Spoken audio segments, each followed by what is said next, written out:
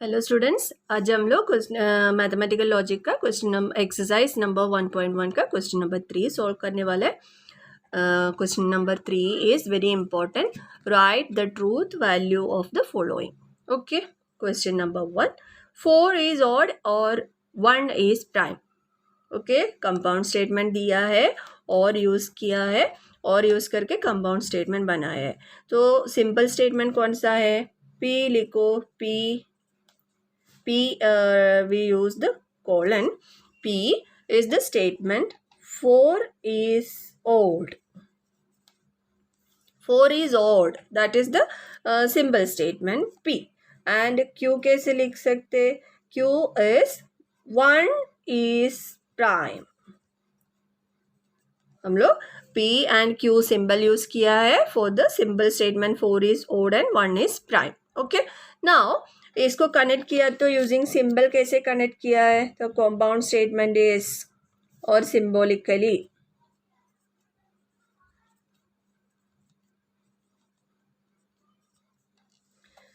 Four is odd और 1 is prime. Okay, पहले इसका हम लोग ट्रूथ वैल्यू देखते हैं। सिंबल देखो, don't misunderstand this arrow, I just use for writing in the same line. There should be some disconnection, इसके लिए यूज किया है। ये अपना इम्प्लाइज वाला एरो नहीं है। Okay, now P is the statement 4 is odd. ये 4 इज ओड, ये स्टेटमेंट ट्रू है कि फॉल्स है? 4 is not odd number, no, 4 is an even number, तो ये फॉल्स स्टेटमेंट है ना। तो इसका ट्रूथ वैल्यू क्या है? False, F। ओके, इसका ट्रूथ वैल्यू F। एंड तो हम लोग एक्चुअली इसका ऐसा लिखना है, truth value of P is, ऐसा लिखते हैं हम लोग, truth value of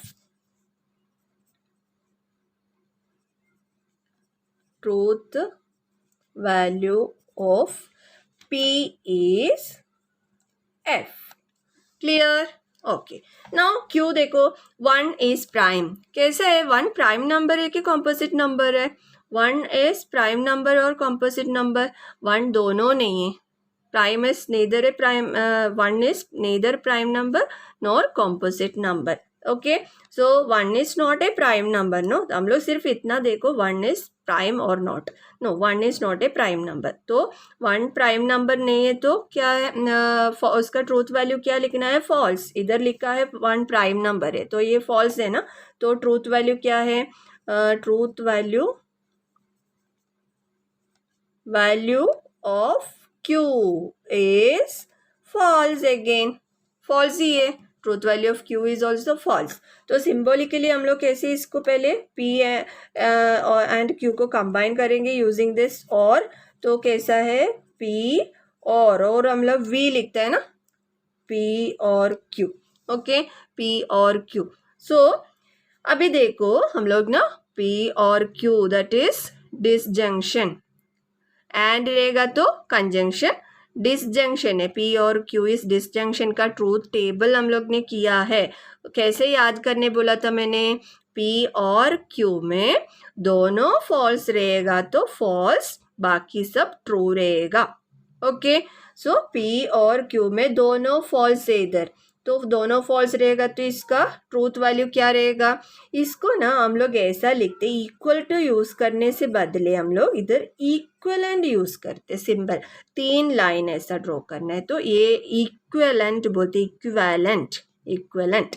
okay, equivalent speed में बोलते बोलते वो इक्विवेलेंट हो जाता है। इक्विवेलेंट कैसे? इक्वल टू यूज करने से पहले, इक्वल टू कभी यूज करते हम लोग, एग्जैक्ट वैल्यू रहेगा तो इक्वल टू यूज करते इधर। लेकिन P एंड Q को वैल्यू कुछ है क्या? नो, वैल्यू मतलब हम लोग सिर्फ ट्रूथ वैल्यू यूज करते, ट्रू है कि फॉल्स है।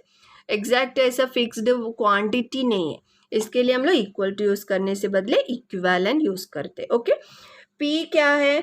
P ट्रूथ वैल्यू F है, तो P के बदले हम लोग F यूज किया और Q के बदले हम लोग वापस F। Q का भी ट्रूथ वैल्यू F है ना, फॉल्स है ना, तो F और F हम मालूम है दोनों फॉल्स रहेगा तो फॉल्स, अदरवाइज ट्रू, ऐसा था। याद नहीं है तो वापस से वो वीडियो देखने का, उसमें बताया है कैसे याद करना है।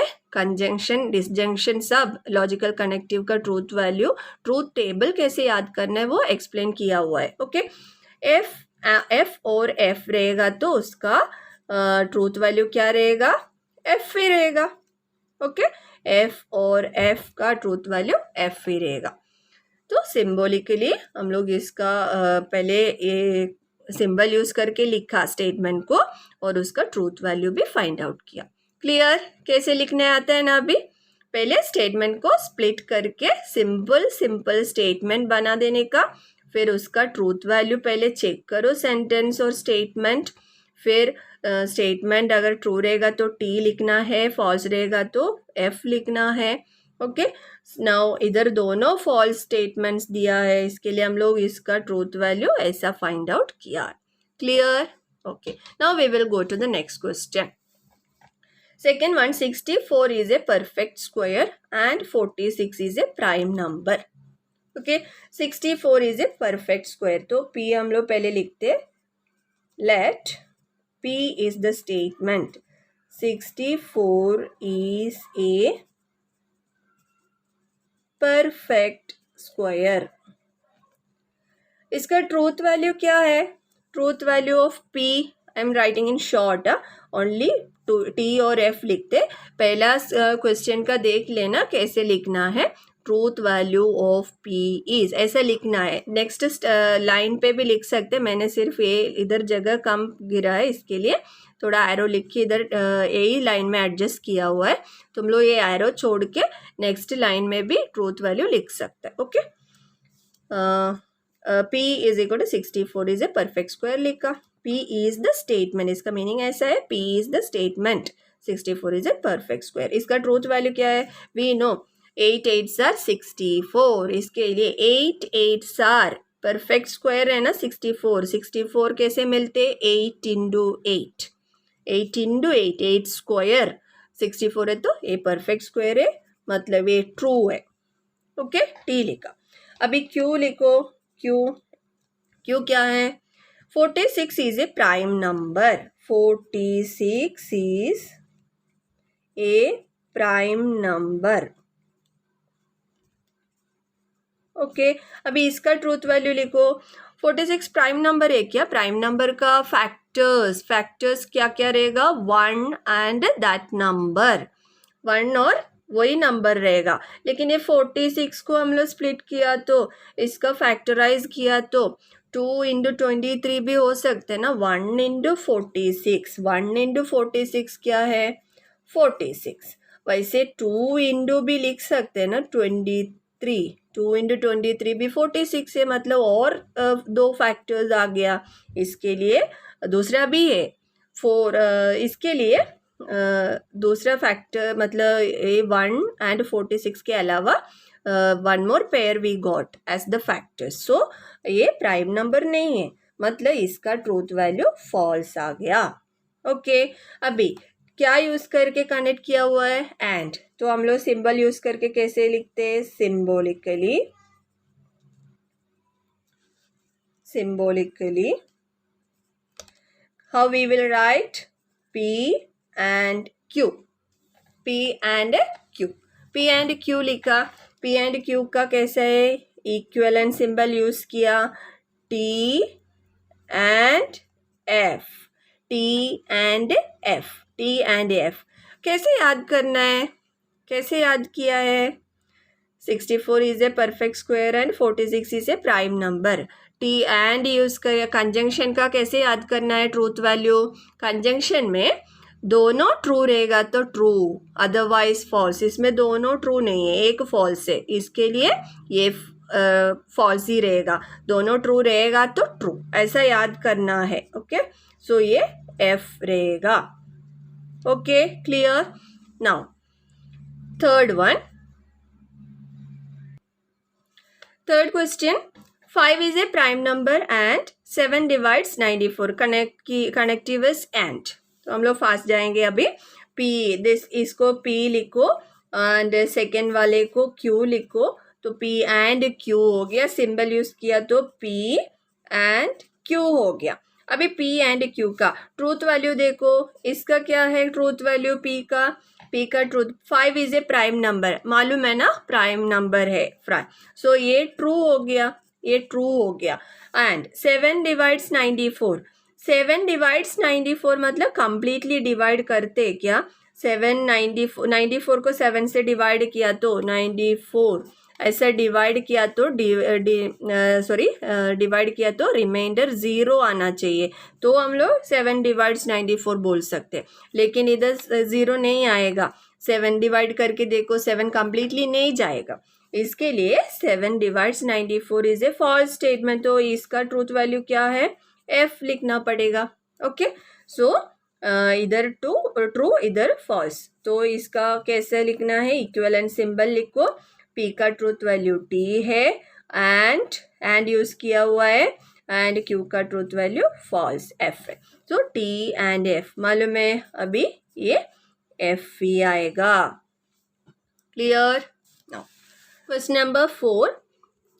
It is not true that 5 minus 3i is a real number. It is not true that, मतलब ये फॉल्स है actually. 5 minus 3i is a real number, true नहीं है, मतलब 5 minus 3i is not a real number. Okay, तो इसको कैसे लिख सकते हैं, इसको भी अलग अलग तरीके से लिख सकते हैं हम लोग. पहले we will write it as P is the statement.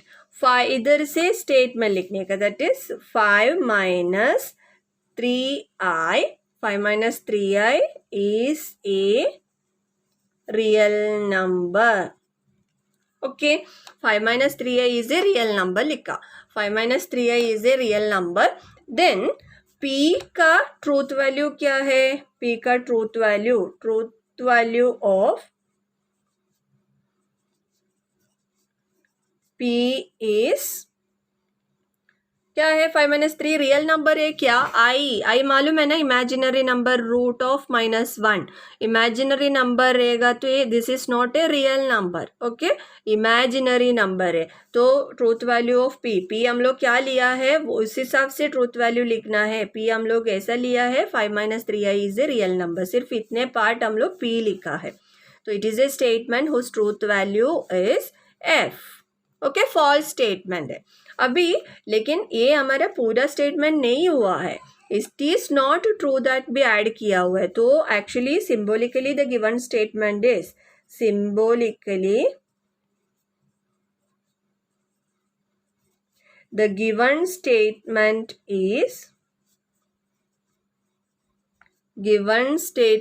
Is क्या है, negation P लिखना पड़ेगा. It is not negation P मतलब नॉट P लिखना है, बिकॉज इट इज नॉट. हम लोग ने नेगेशन का डेफिनेशन में किया है, ऐसा भी लिख सकते हैं. नॉट P लिखने से बदले it is not true that भी वर्ड्स में लिख सकते हैं सब. ओके, सो नेगेशन P. अभी नेगेशन P का ट्रूथ वैल्यू क्या रहेगा, P का ट्रूथ वैल्यू F रहेगा, तो नॉट P का ट्रूथ वैल्यू उसका just opposite, that is true, T रहेगा. Therefore truth value of negation P is true. वो कैसे मिलते हैं, हम लोग नॉर्मली कैसे फाइंड आउट करते थे, नॉट P को इक्विवेलेंट लिखो, इक्विवेलेंट लिखा तो नॉट P का ट्रूथ वैल्यू F था, नॉट F मतलब क्या हो गया, वो ट्रू हो गया. ओके, ऐसे फाइंड आउट कर सकते हैं हम लोग. क्लियर. अभी नेक्स्ट वन इजी है, इम्पोर्टेंट भी है. Okay, if next question, fifth one. If 3 into 5 equal to 8, then 3 plus 5 equal to 15. If then use किया, if then implies, है ना, if then. तो पहला स्टेटमेंट P हो गया. P को हम लोग कॉलन लिखना है. P is the statement 3 into 5 equal to 8 and Q is the statement 3 plus 5 equal to 15. कि दो स्टेटमेंट हो गया. अभी इसका ट्रूथ वैल्यू क्या रहेगा, truth value of this statement is, ऐसे एरो लिखने से बदले नेक्स्ट लाइन में लिख सकते हैं. Truth value of P is 3 5 are 15 होना चाहिए, इधर 8 लिखा है, मतलब इसका ट्रूथ वैल्यू फॉल्स है. Okay, now truth value of Q is 3 plus 5 8 आना चाहिए, इधर उल्टा 15 लिखा हुआ है. ओके, तो ये भी रॉन्ग है, मतलब इसका ट्रूथ वैल्यू अगेन फॉल्स। अभी हम लोग इसको कनेक्ट करेंगे इफ देन यूज करके। सो यूजिंग सिंबल लिखो, क्या मिलेगा, मैं शॉर्ट में लिखती हूँ, यूजिंग सिंबल्स, ऐसा तुम लोग को लिखना है। क्या मिलेगा using symbol, P implies Q, one side arrow, right and towards right है ना, arrow towards right. P implies Q आया है, P implies Q। हम लोग इसका ट्रूथ वैल्यू फाइंड आउट कर सकते हैं, इक्विवेलेंट का सिंबल यूज किया, P is F, P is F, F implies again F, Q is also F, F implies F। ये implies का और if then का और कंडीशनल का, इसका अलग अलग वो नेम्स है।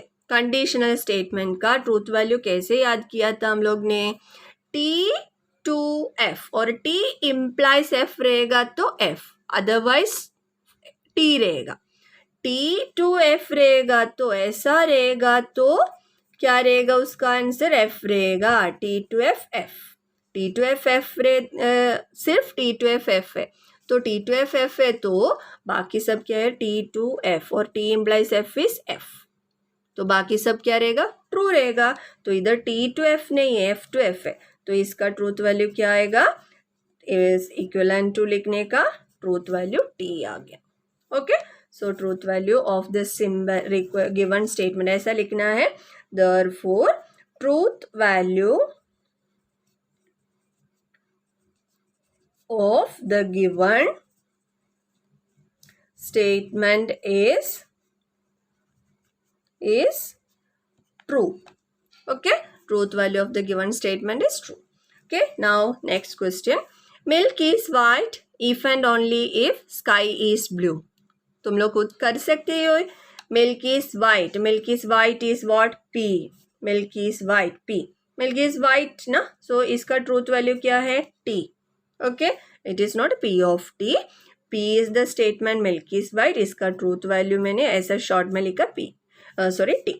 एंड sky is blue, ये भी मालूम है sky blue ही है, तो इसका Q है, इसका ट्रूथ वैल्यू वो भी ट्रू ही है।